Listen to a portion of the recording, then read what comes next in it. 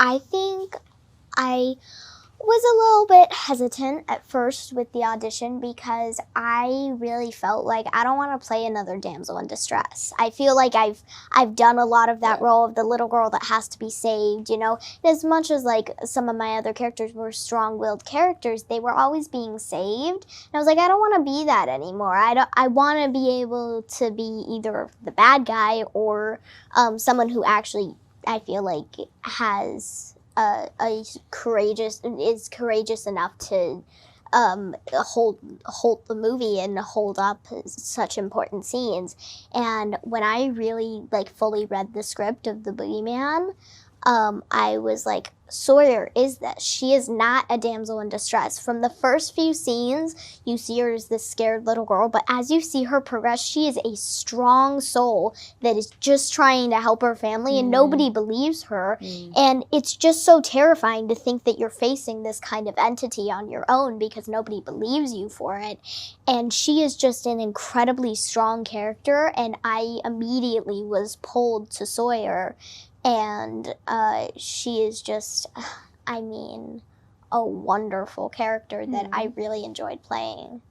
Anything Stephen King, he's the absolute horror king. I think my first session with Rob, I realized that he was very passionate about it, and he was going to make a naturalistic, grounded movie.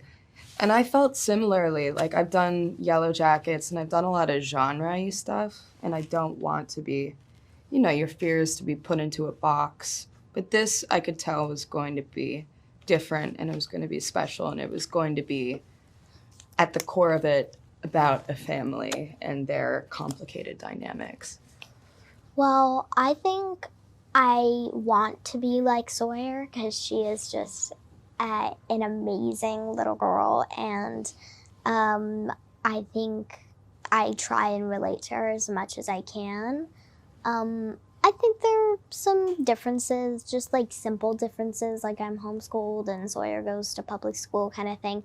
But like I think deep down we're really similar characters, and I think it's really cool that I get to play characters that I relate to so easily a lot. Mm-hmm. I think for me, Sadie felt kind of like how I felt in high school. I definitely felt very outcast and isolated, but that's just such a natural feeling for anyone in high school. She's in such a specific stage of her life right now with the grieving, so I can't relate to that. But I can relate to her just using music as an outlet, isolating herself and turning to music instead. Those are all things that I was doing in high school. But I admire her resilience and how strong she is, but I think we're pretty different. I think I'm more of a horror game person. Like, I like playing horror games and like learning about the lore to it and stuff, but so cool. I don't watch a lot of horror movies. I did 3 as like my step into horror, which was The Witches, Roald Dahl's The Witches, the 2020 version. I haven't seen that version. Yeah, it's terrifying. To play a mouse. But yeah, and then I also watched The Mummy and I watched The Sixth Sense. So those were kind of my step into watching horror movies. And yeah, so it was the Anne Hathaway one that I watched. Nice. That one's terrifying. She gets her Really? hands cut off by a giant the original spinning too. That's air what I conditioner. grew up with. For me, I love horror movies. I'm obsessed with zombie movies. I was obsessed with 28 Days Later when I was younger. Pan's Labyrinth. The Audition. I learned that the theme song on piano and just knew it was the most like messed up movie of all time. Japanese horror is on another level. Yeah, I've always loved horror. I love anything really genre-y.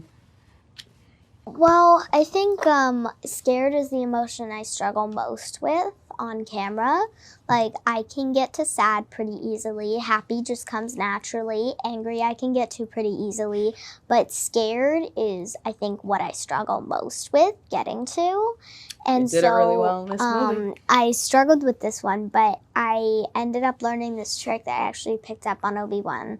I did this thing with this woman. We don't call her an acting coach because that's not what she is. She doesn't run lines with me or anything.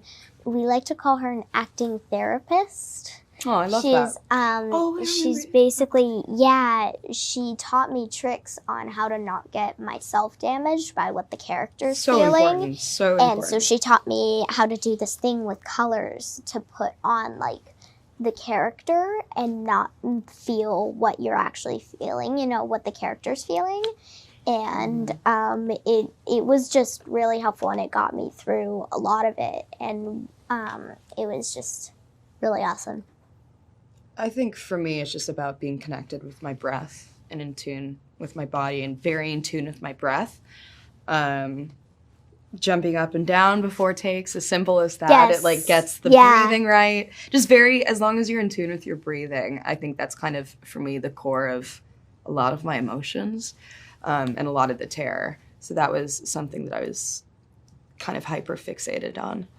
I feel like I always do playlists for any project that I work on. I feel like most of it was pretty depressing because she's in a pretty depressed emo music. A lot of, I mean, we bonded over our, you like emo music too. Yeah, it's true. I made a playlist as well. I also wrote a journal. I like to write. That's genius. I like to write journals in the voice of my character and bring in. And was what was so well written. Really awesome was I showed it to Rob, and what actually happened was in this journal that I wrote as like extra, I had these red headphones that I had gotten, and if you see in our hallway scene, the red headphones are sitting there on a desk, and he had actually shown it to set deck, and nobody knows it but me, because like me and him know like this little Easter egg that was actually in my journal. And then just recently I actually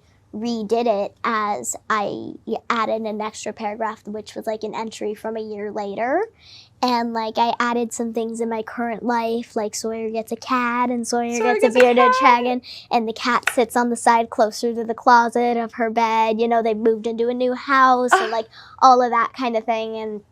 And it's kind of like a little epilogue that I wrote, and I sent it to Rob, and it's, like, in a different font and everything, like, less loopy lettering, and she even calls back to it and is like, the loopy lettering was so stupid, no wonder I couldn't write as much.